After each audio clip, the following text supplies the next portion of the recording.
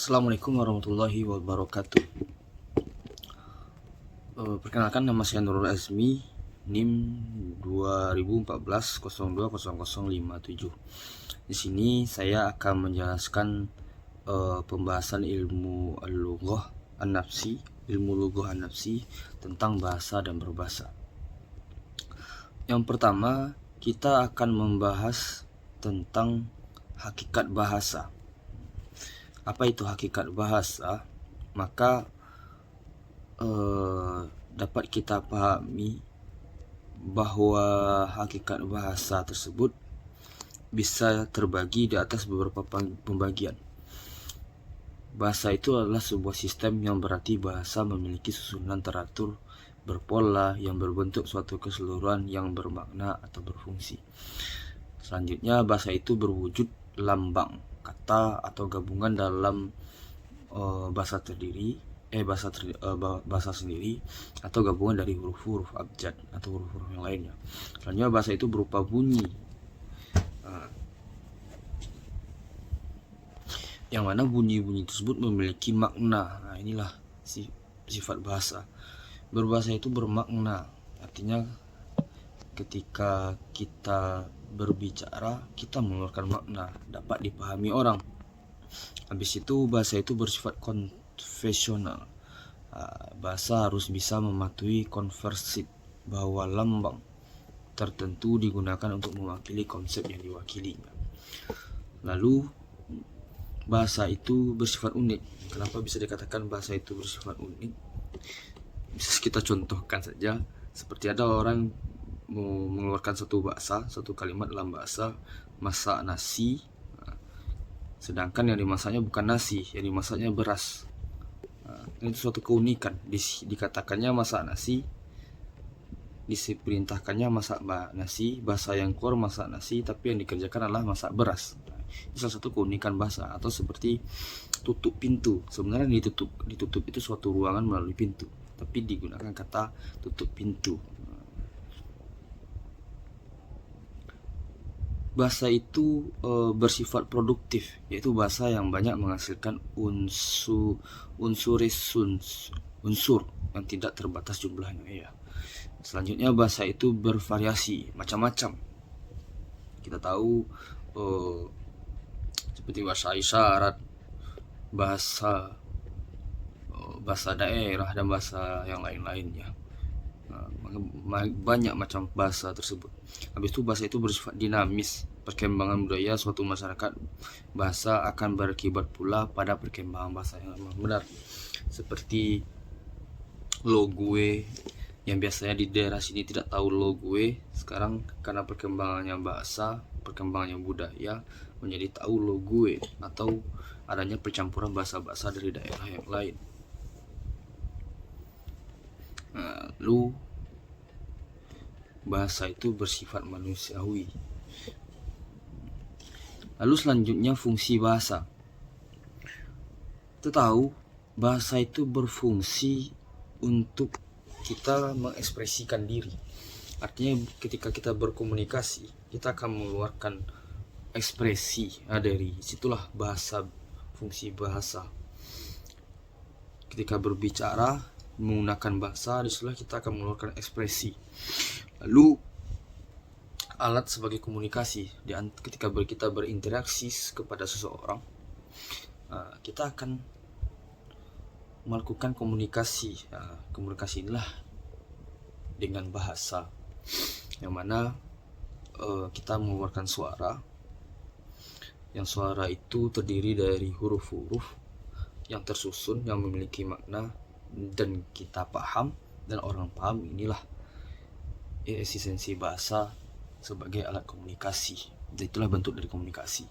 Lanjutnya, bahasa sebagai alat integrasi dan adaptasi sosial.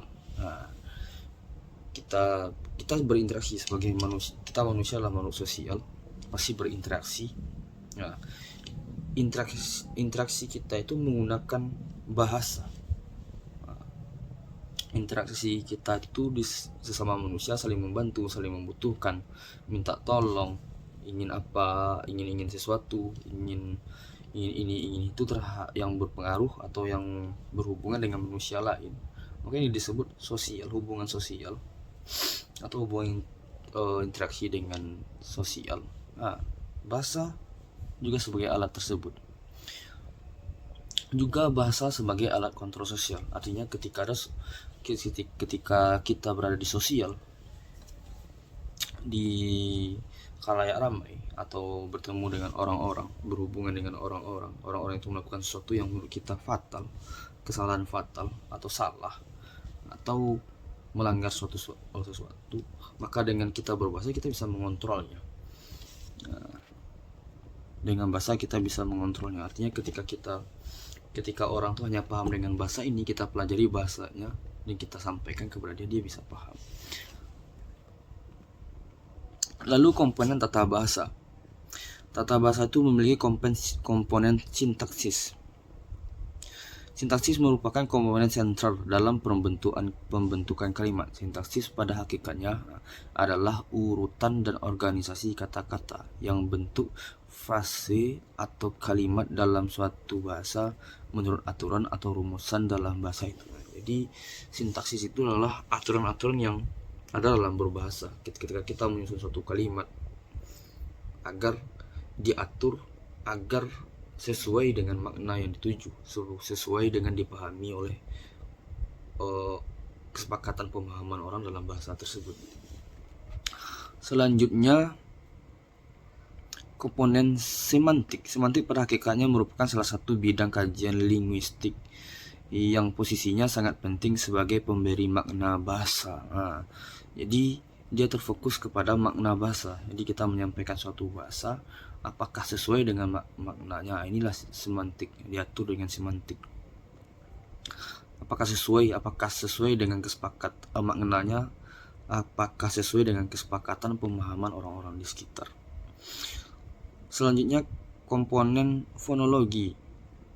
Sebagaimana kita ketahui bahwasanya bahasa sebagai suatu sistem komunikasi mempergunakan bunyi vokal yang bersifat arbitrer yang dapat diperkuat dengan gerak-gerik badaniah. Lanjut, dari situ kita akan memperoleh proses berbahasa. Bahasa merupakan salah satu perilaku dan kemampuan manusia, sama dengan kemampuan dan perilaku untuk berpikir, bercakap-cakap, bersuara, atau bersyair. Berbahasa ini merupakan kegiatan dan proses memahami menggunakan isyarat komunikasi yang disebut bahasa. Jadi isyarat komunikasi adalah bahasa. Ketika kita terapkan, itulah berbahasa. Lalu ada gangguan dalam berbahasa. Gangguan dalam berbahasa itu ada afsia motorik, kerusakan pada belahan otak yang dominan yang menyebabkan terjadinya afsia motorik bisa terletak pada lapisan permukaan daerah Broca atau pada lapisan di bawah permukaan daerah Broca. Ada afsia motorik kortikal, yang mana hilangnya kemampuan untuk mengutarakan isi pikiran dengan menggunakan perkataan. Ada afsia motorik subkortikal, yaitunya tidak dapat mengeluarkan isi pikiran dengan menggunakan perkataan, tetapi masih bisa mengeluarkan perkataan secara membeo. Selain itu, pengertian bahasa verbal dan visual tidak terganggu, dan ekspresi visual pada berjalan normal. Selanjutnya, afsia motorik transkortikal.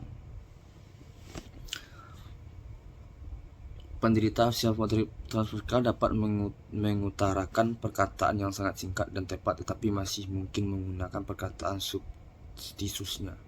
Misalnya untuk mengatakan pensil sebagai jawaban atas pertanyaan barang yang saya pegang ini apa namanya.